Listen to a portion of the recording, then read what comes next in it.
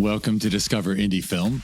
I'm your host, Jeff Howard, and this is a fun and crazy podcast we're recording. There are two people in the room with me and two people on Zoom. So audio quality, we think we've got it down, but I'm just letting you know, as I am about to let these four lovely people introduce themselves, that if you have audio problems, just blame Zoom, don't blame us. Blame the Zoom Corporation. Generally, yeah. Do that. All right, so who wants to introduce themselves first? Oh. Well, Andrew's pointing at me, so I guess I'll start. My name's Cameron A. Mitchell. I'm one of the founding members and partners of Tequila Mockingbird Productions, and I am the writer-director of the movie This Sucks. And my name is Andrew Menjivar. I am the filmmaker and director, cinematographer for Driven, the Tony Pearson story, and also one of the founding members of Tequila Mockingbird Productions. Woo! And on our screen, we have the players from Tony Pearson. My name is Tony Pearson, and I'm the guy from Driven. It's the Tony Pearson story. It's your story. It's my story. Yes. April? Hi, my name is April Denise Scott, and I'm the lead actress in This Sucks. Woo! Woo! And of all things, the wonderfully titled Tequila Mockingbird Productions. I think I know one of the other people involved. Teresa? Yeah, Teresa's our third partner. That is correct. Yeah. And she has somehow been at the festival. I can't even recall, but... At the Sherman Oaks Film Festival? That or Film Invasion Los Angeles. She might have... It might have even been a screenwriting competition that we host there. But anyway, Wonderful name, by the way. Thank you. I will give my partners credit on a lot of things, but I take full credit for the name. Yeah. That was all me. Yeah, all right. All right, well, for those who don't know, one of the things the main thing we do on this podcast is find out what inspires people to get into the arts, into filmmaking. The fact that you have something scripted and a documentary is always an impressive passion project, because talk about longevity and persistence necessary. And then doing something scripted is no less challenging. So... And now take those two concepts that you just described and have them go at the exact same time, and you have our crazy... Don't have them do that. It's terrible. Don't do that. No, that's what we did. Don't do that. So you made both films concurrently? Unfortunately, yes. Yeah, we started filming. So the very first piece of footage we filmed for Driven was in November of 2020, because Tony was competing in a competition, and so we wanted to document that. And then from there, that led to the creation of the rest of the film. And then we filmed This Sucks in September of 2021. So we were still filming for Driven. We kind of took a pause because we were, in the middle of this other production. But we were filming, we were doing post-production, we were doing the edit for Driven. Then we filmed This Sucks and then started post-production on that one. And now post-production has dovetailed to the point where both movies are probably going to be finished within about a week and a half of each other, which is not something we would have expected. Nor do we recommend anyone do. Not even slightly. And you have premieres lined up, yeah? We do. Both projects are going to be premiered at the Golden State Film Festival, which is hosted at the Chinese Theater in Hollywood. And they're both, and so you're actually grinding it out at the end? Yes, we have. So by the time this episode airs, all of these problems will be far behind us, thankfully. But the screenings are February 25th and 26th. It is currently February 7th. So we have just these last few pieces of post-production for both movies that Andrew and I are pretty much hanging out every single night, well into the night, to crank out these final few pieces. Well, I may have shown you the list of podcasts that are in line before this one, but by the way, you're allowed to curse on this. It has the explicit warning. I was just going to say, for shits and giggles, we could time it closer to the screening just for the hell of it. Yeah, I mean, if that was something you wanted to do, it's possible. Okay, I mean, I hate to cut the line, but I'll cut the line. Yeah, what the flip, I don't think it hurts anyone. All right, so we're chatting, but who wants to talk about how they got involved in the arts? April, you want to start us off this time? Oh. Yeah, I'm kind of interested. Okay. I don't know your whole backstory either, so this will be fun for me too. And you can go back as young as you want. If in nursery school you got started with acting, let us know. Like, go back as early as you need to. Well, I guess I started, well, art came to me, I guess, when I was a kid in like kind of preschool, I guess. I started off sketching and drawing. And my teachers told my parents to send me to art school, but they couldn't afford it. So when I was in, I can't remember what grade I was in, but I think I was 6 or 7 years old. We had ballet dancers from San Francisco Ballet come to teach us how to dance one class. And I didn't realize they were recruiting. So they gave me a full paid scholarship, and I stayed in San Francisco Ballet for about 6 or 7 years, performed professionally in the Nutcracker for like 3 years. But then I had like no social life going into high school. So I left ballet, but never stopped dancing. I like did all kinds of dance in high school and was the captain of my hip hop dance team my senior year, and stopped after that, and even did some bodybuilding myself, and like did some CrossFit and weightlifting. Tony's eyes just lit up. Oh yeah, did he? And I'm still weightlifting, but slowly getting back into dance. I got out of retirement last year from dancing, and just slowly getting back into it again. And I'm actually planning to get back into ballet again this year. But I've always been into performing arts. I've always wanted to. I found out I could sing when I was 9.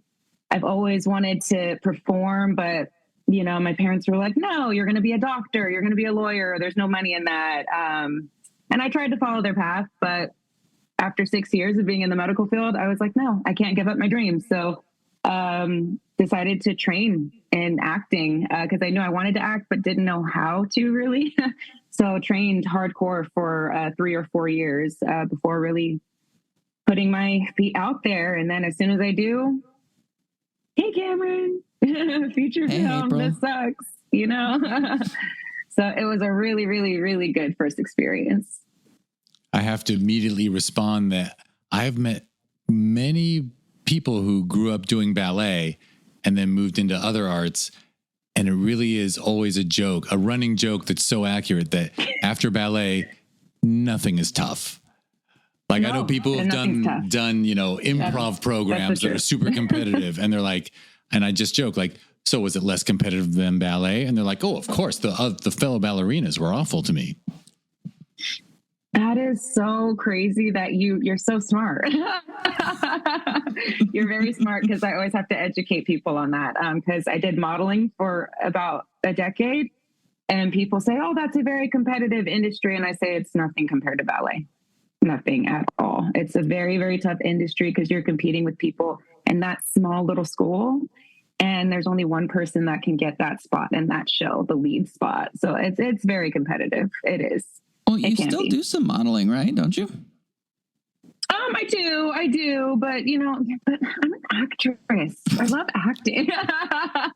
Respect. I do, but, my heart is in performing. I love to perform. So, Well, you're very good at it. Oh, thank you. Thank you. Always ready for it. It's fun.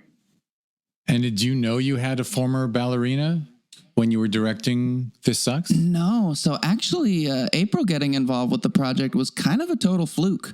So we shot in September of 2021. And before that, we locked our cast in place probably around March, was it? Something like that. Yeah. So we actually had 2 completely different leads. So the main characters are Jess, who April plays, and then her demon, Jake, who Michael Hooper plays. But originally we did not have April or Michael. So we had these other 2 actors, and then one of them who played Jess, she had to drop out due to a family emergency. The other one, the location wasn't working. He was in Detroit. We couldn't bring him over. So with about 6 weeks to go before production, all of a sudden we had to recast our 2 lead actors.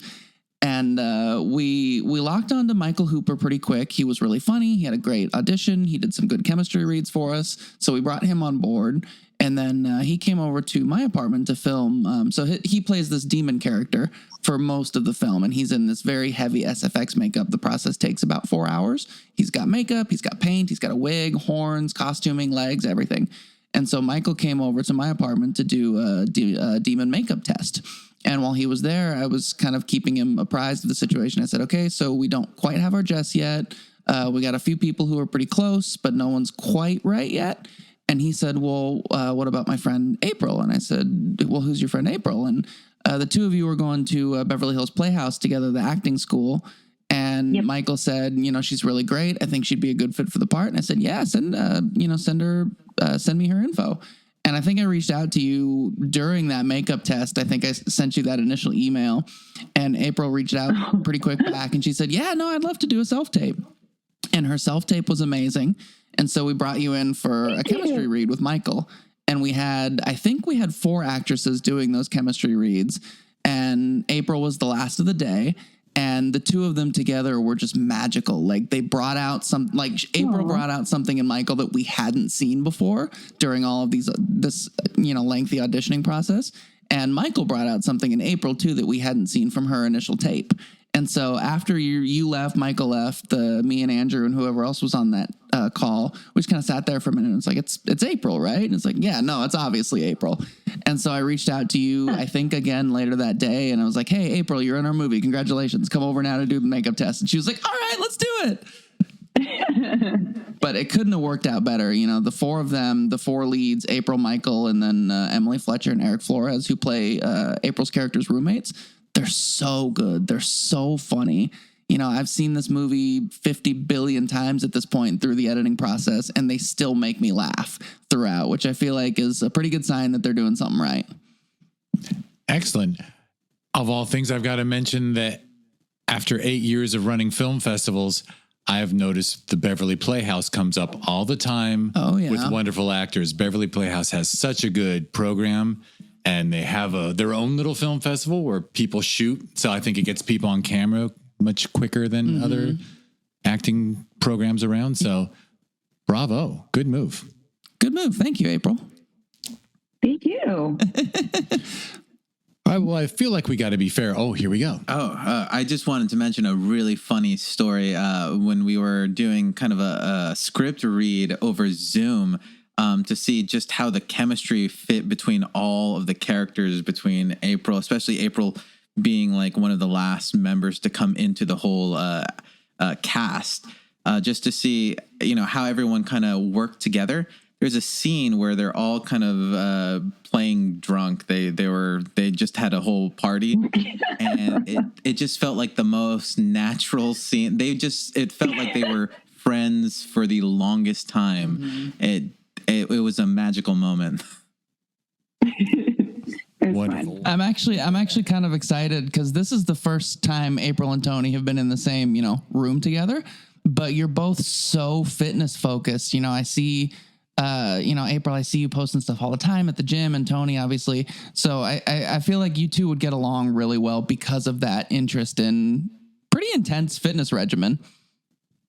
I think so. I was saying, can you train me? Oh, he can absolutely train you anytime you're out. I'm a personal trainer. That's what I do. I'm a personal trainer. Okay. Well, we'll talk. We'll chat.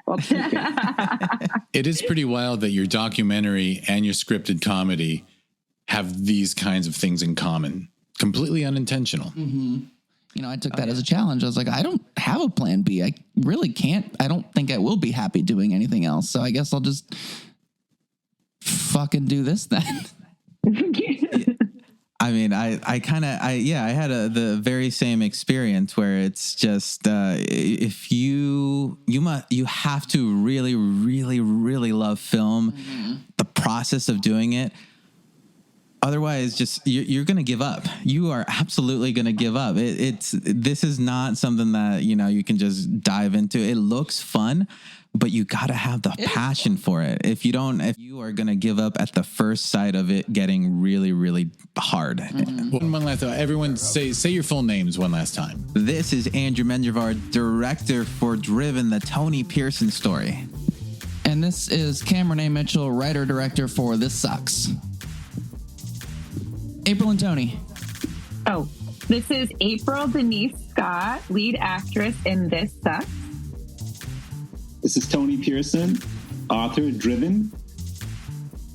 Excellent. Thank you, everyone, for taking part in this. Thank you for having us. And thank you, everyone out there who's listening. Thank you. Wait to do this again. I love this podcast. We're about to do it Gummy again. bears. Andrew's not going to leave. He's just going to be in your wall somewhere, just waiting for his chance.